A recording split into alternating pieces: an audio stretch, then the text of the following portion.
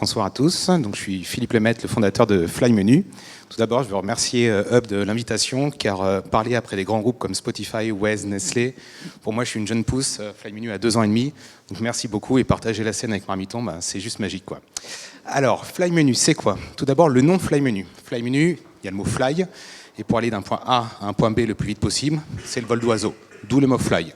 Et comme on est dans l'alimentaire, menu. Flymenu. Voilà la petite histoire. Qu'est-ce que Flymenu exactement? Donc sa principale... donc Flymenu, c'est tout simplement, le but c'est de connecter le monde des recettes aux plateformes e-commerce qui proposent du drive ou de la livraison.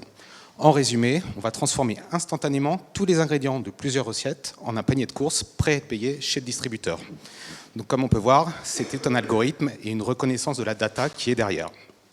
Au niveau de la data tout d'abord, c'est la reconnaissance de la data au niveau des recettes. Ça paraît tout bête comme ça, mais il faut...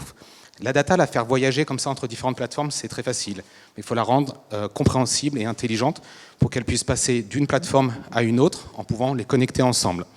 Donc, par exemple, alors je prends le début de l'aventure il y a 2 ans et demi, car nous, notre algorithme, c'est de l'intelligence artificielle. Mais dans l'intelligence artificielle, il y a du manuel. Tout se fait par l'humain et l'intelligence artificielle se crée chaque jour. Je me rappelle, il y a à peu près 2 ans, on faisait une démo, c'était à Auchan. Et là, ingrédient, c'était... tomate cœur de bœuf. La première fois que l'algorithme tombe sur tomate cœur de bœuf, est-ce que c'est une tomate? Est-ce que c'est du cœur? Est-ce que c'est du bœuf? Donc voilà, donc il faut traiter toute cette data pour que maintenant, aujourd'hui, la tomate cœur de bœuf soit bien une tomate. Et aujourd'hui, notre algorithme comprend une tomate cerise, une tomate concentrée, etc. Deuxième challenge, les quantités. Marmiton va me dire, j'ai besoin de 4 tomates. Ah, mais Carrefour me dit, on les vend en 500 grammes. Comment on fait la connexion? Pareil, il va falloir à cette data lui faire comprendre que chaque poids peut être connecté. Donc on a mis un poids moyen sur chacun de nos ingrédients. 4 tomates, une tomate c'est 150 grammes en moyenne, donc on aura besoin de 600 grammes. Si le conditionnement c'est 500 grammes, on demandera 2 fois le conditionnement. Dernier challenge, l'unité. L'unité, cuillère à soupe, qui peut être écrite de 50 000 façons différentes. Petit pot, grand pot, etc. etc. Donc là-dessus, pareil, on a mis des poids moyens sur chacun de nos unités. Ce qui fait qu'aujourd'hui, toutes les datas qui nous arrivent des sites de recettes sont comprises par notre algorithme et ensuite on peut aller les faire voyager et les amener jusqu'à l'enseigne. Nouveau challenge, puisque par exemple pour Carrefour avec qui on travaille, on a 65 000 références qui sont intégrées. Donc on va faire le matching de ces datas qui nous arrivent de Marmiton aux produits qui sont dans les enseignes. Mais pareil, le mot tomate, il va falloir le comprendre. Donc on commence à mettre des filtres, donc on va chercher d'autres datas. La data, par exemple, premier filtre, ça peut être la catégorie. C'est du fruit et légumes. Déjà, on va supprimer toute la data qui nous vient pour par exemple, supprimer la tomate concentrée ou les choses comme ça. Et on continue comme ça. Par exemple, quand on a un ingrédient où on va dire confiture de fraises, comment on fait pour dire on veut vraiment le pot de confiture de fraises? On va mettre des poids sur chacun des mots. Le premier mot dans confiture de fraises, le mot confiture est plus important que fraise, parce qu'on ne dit pas fraise de confiture. Donc on sait qu'il faut aller chercher une confiture. Et le deuxième mot, etc., etc. Et on construit petit à petit comme ça notre algorithme. Tout ça pour en arriver... Alors, oui, du coup, j'ai oublié de se faire passer les slides, je suis désolé. Hop. Voilà, là, on a un exemple concret. Du coup, effectivement, ça aurait été un peu plus parlant. Donc, on a tous nos ingrédients qui sont sur la gauche. Un petit bouton pour ajouter cette recette dans une liste de courses.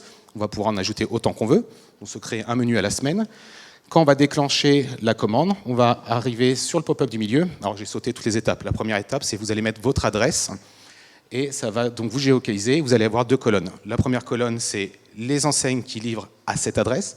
Et la deuxième colonne, c'est tous les drives par rapport à la distance proche de chez vous. Et au moment où vous cliquez sur le magasin que vous avez sélectionné, vous allez être connecté instantanément au stock et au prix de ce magasin.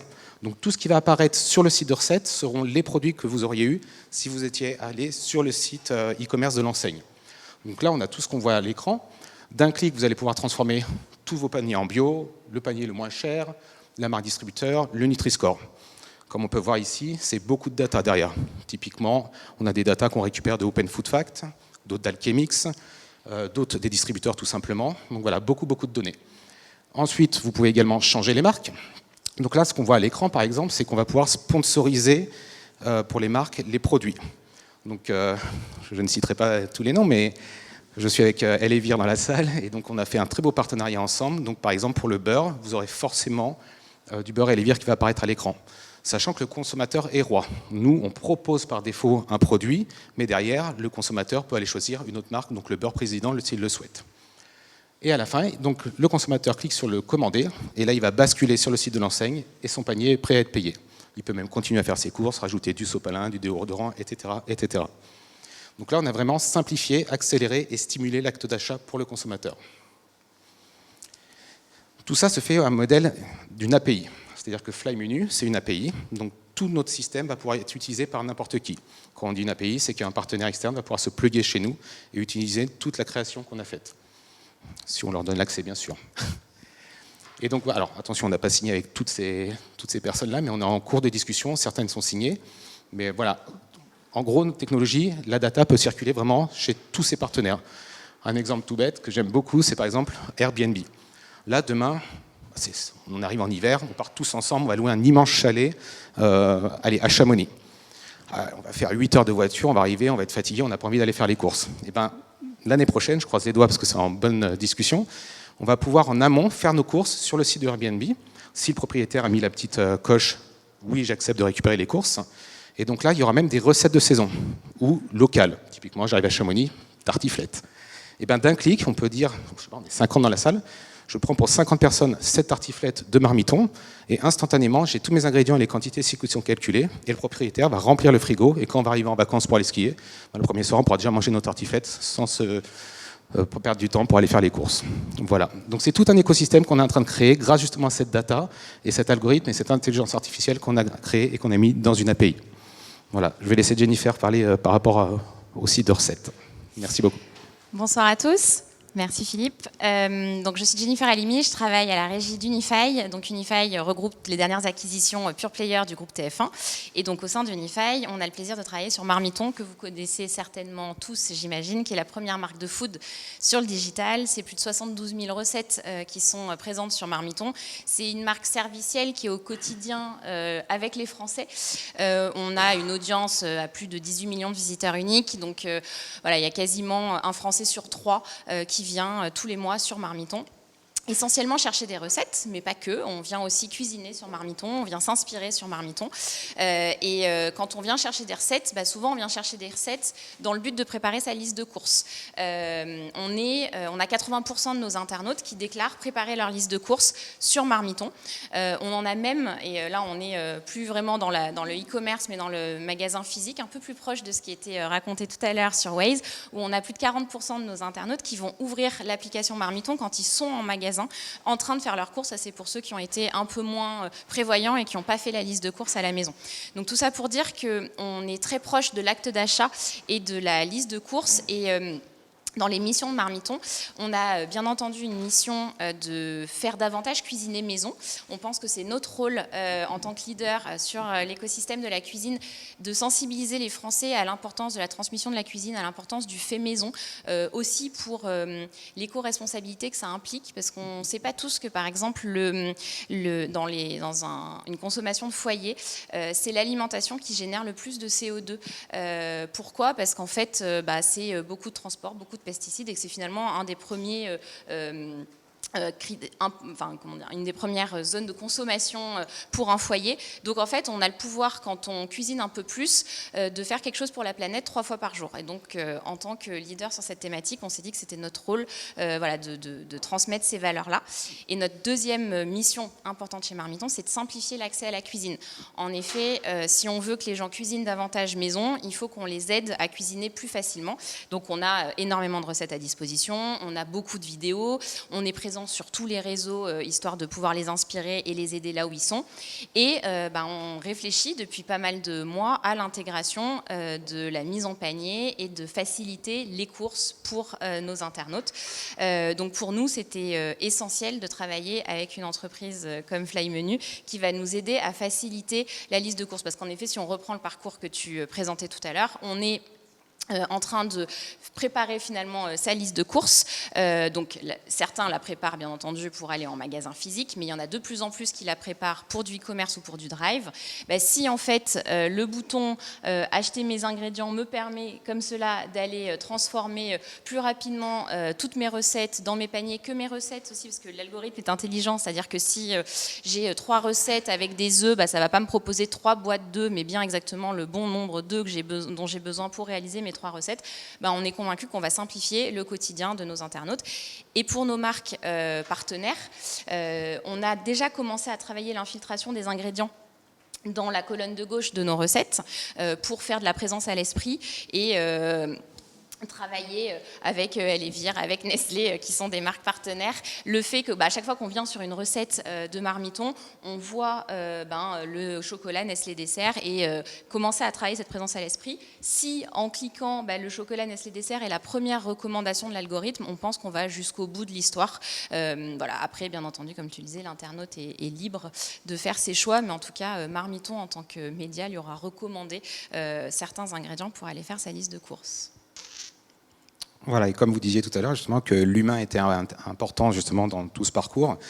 C'est vrai que tous les jours, on voit des petits bugs, donc ça nous remonte des alertes, etc.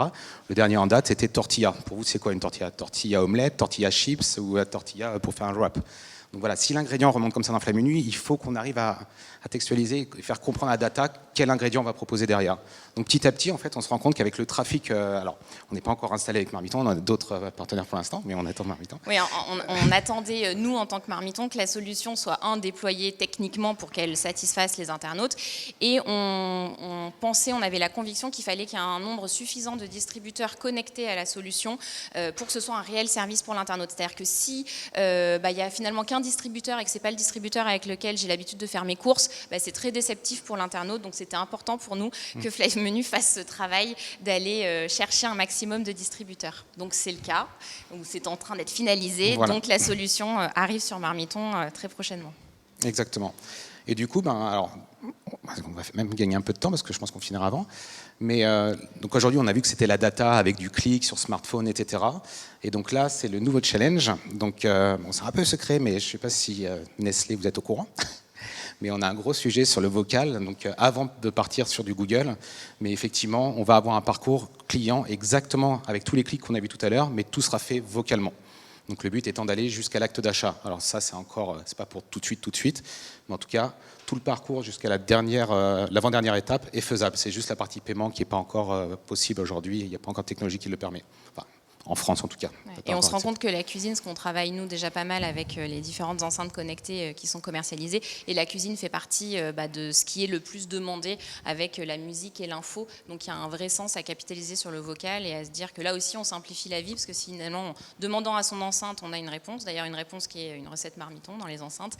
Et si ensuite on demande à faire ses courses et à acheter cette recette, on aura tout gagné. Exactement. Surtout que justement, on peut voir l'accélération aussi au niveau du vocal, car entre les premiers assistants vocaux qui sont sortis et ces nouveaux qui ont maintenant des écrans, enfin, je sais pas, ça a mis 3 ans grand maximum entre les deux. Donc on voit vraiment qu'il y a une accélération et il y en a de plus en plus maintenant qui les achètent avec ces écrans. Donc d'ailleurs, je sais qu'il y a beaucoup de sites de recettes qui ont fait des partenariats avec Google. Donc maintenant, quand j'appelle une recette de Marmiton, par exemple, j'en ai un à la maison, ils me l'ont offert, donc ça c'est chouette. Même une recette tout court en fait, ça serait une recette Marmiton. Ah voilà, encore parfait. Mais voilà, en tout cas, il y a tout de suite un design qui se crée, parce que le vocal, c'est du vocal, mais pareil, il y a de l'UX à mettre derrière, etc. Et en fait, avec un partenariat Google, voilà, tout s'affiche comme ça, c'est impressionnant. Voilà, en tout cas, pour moi, c'est tout bon. Merci. Si vous avez des questions, n'hésitez pas. À vous deux.